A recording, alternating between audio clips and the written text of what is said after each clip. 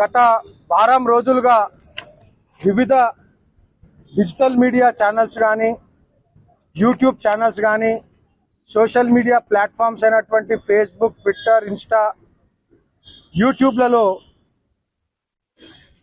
బండి సంజయ్ గారి పైన వారి కొడుకుకు సంబంధించినటువంటి కేసు బండి సంజయ్ గారికి అంటగడుతూ జరుగుతున్నటువంటి దుష్ప్రచారం పైన, లేనిపోని ఆరోపణలు, చాలా డిమీనింగ్గా, డిఫెమేటరీగా వస్తున్నటువంటి కంటెంట్స్ పైన బండి సంజయ్ గారు నిన్న సిటీ సివిల్ కోర్టుని డిఫమేషన్ సూట్ ద్వారా ఆశ్రయించడం జరిగింది.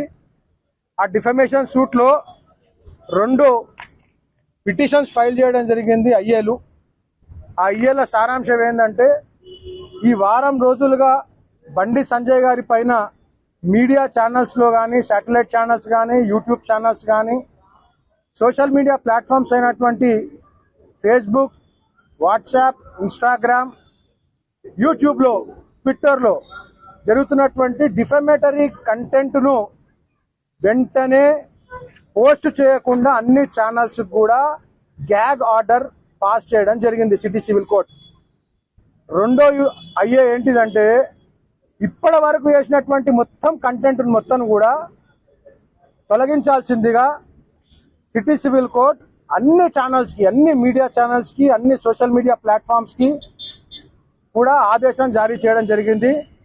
ఇప్పుడే ఆర్డర్ పాస్ అయింది. ఆర్డర్ కాపీ మా చేతికి రాగానే మేము అన్ని మీడియా ఛానల్స్ కూడా పంపడం జరుగుతుంది. త్రూ పోస్ట్ కానీ, త్రూ మెయిల్ కానీ పంపడం జరుగుతుంది. ఇది జాయింట్ ఐ ఆర్డరు. దీంట్లో పేర్కొన్నటువంటి వారి పేరే కాకుండా ఎవరెవరైతే రకరకాల పేర్లతోటి ఛానల్స్ నడుపుతా ఉన్నారో, రకరకాల పేర్లతోటి యూట్యూబ్ ఛానల్స్ నడుపుతున్నారో, ఫేస్బుక్లలో పోస్ట్ చేస్తున్నారో, ఇందులో పేరు లేకున్నా కానీ వారందరికీ కూడా ఈ గ్యాగ్ ఆర్డర్ వర్తిస్తుంది. ఇది ఒక బ్లాంకెట్ ఆర్డర్.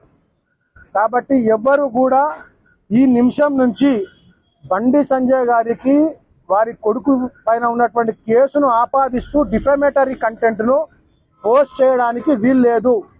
అలాగే ఇప్పటి వరకు పోస్ట్ చేసినటువంటి కంటెంట్ను కూడా వెంటనే తొలగించాల్సిందిగా, లేని పక్షంలో వాళ్ళందరి పైన కూడా పోస్ట్ చేసినటువంటి కంటెంట్ను డిలీట్ చేయకపోయినా వాళ్ళందరి పైన కంటెంప్ట్ ఆఫ్ కోర్టు కింద చర్యలు తీసుకోబడతాయని చెప్పి మీ అందరికి కూడా మీడియా సమక్షంలో అందరికి కూడా తెలియజేయడం జరుగుతుంది. ఈరోజు హైకోర్టులో విచారణ జరిగిందా? ఈరోజు హైకోర్టులో ఉన్నటువంటి పిటిషన్ ఇంకా విచారణకు రాలేదు. అది రావడానికి ఇంకొక గంట సమయం పడుతుంది.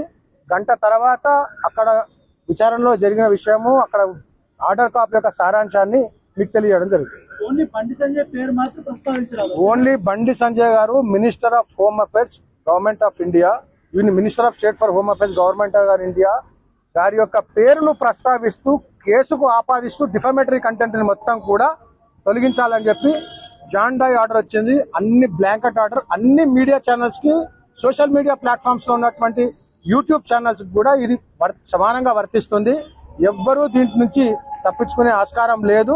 అన్ని కంటెంట్లు కూడా వెంటనే డిలీట్ చేయాల్సిందిగా ఆర్డర్ ఉంది. హైకోర్టులో వాదన తర్వాత పోలీసులు ఎంక్వైరీ చేస్తే ఈ రోజు బాలిక మైనర్ అని తెలియదు.